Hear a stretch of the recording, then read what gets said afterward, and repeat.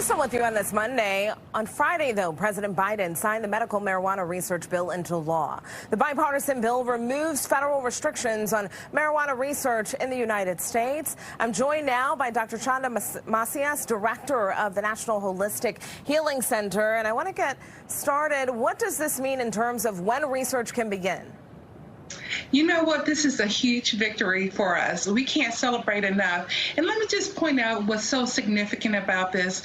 When I studied cancer at Howard University many decades ago, we knew that there was indications that really cannabis helped treat their ailments and conditions.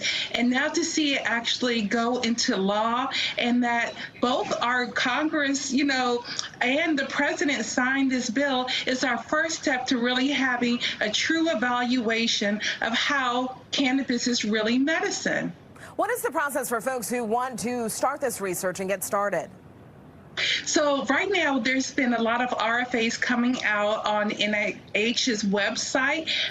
Basically, you have the right, when you apply for these grants, to grow cannabis and to evaluate the benefits of cannabis on different ailments and conditions. So now you'll see these scientists emerging in this natural health field, really opening up the field so that they can evaluate the therapeutic effects, which patients already know that cannabis has.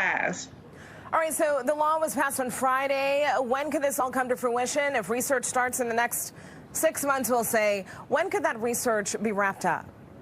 Oh, no, this is just the beginning of many years to come. There's different ailments and conditions that cannabis can help, and you have to go and actually do studies on each condition and each ailment. So this is first, just to get a business up and running or research efforts, you have to start with growing cannabis. That in itself, a facility and growing a cultivation center that is approved by the government, that will take about 2 years. And then you start to evaluate the efficacy of cannabis on different ailments and conditions.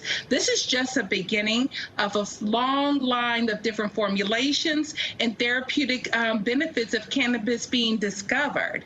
Dr. Macias, I want to ask you, on a scale from 1 to 10, how big of a victory is this for advocates? This is an 8. I think everyone knows the big 10 is going to be legalization, but legalization can only happen when we have the necessary knowledge to say that cannabis with 100% certainty is medicine. Now, we see thousands of patients come in, and we've seen them progress in their lifestyles, improve qualities of life, but there still hasn't been that therapeutic research to say how it works. And so this piece will actually open up the rest of the world to cannabis research and patient access. So this is huge for us. This is just the beginning of an industry really that is centered around healthcare. You brought up an interesting point in terms of this piece of legislation. Is this, on the path toward legalization? Is this one step closer? This is one step closer. Now, you have to understand, legalization is going to be incremental. We saw that with the president announcing cannabis reforms in terms of just social justice reform and the pardons that he gave for different patients, I call them patients, that were impacted by the war on drugs or cannabis use. So now patients won't go to prison. We see that patients now will have the ability to access medicine without the threat of incarceration. And so this is just one step. Second step, we now have cannabis research. Third step, we'll see some more regulatory changes, and we're going to a place where legalization is bound to occur in a very responsible way. It seems like we've been having this conversation, though, for a very long time. Years, in fact. I feel like we've been talking about the legalization of medicinal marijuana or the legalization of cannabis. What is the next conversation and the next step we'll be having, 5 years from now?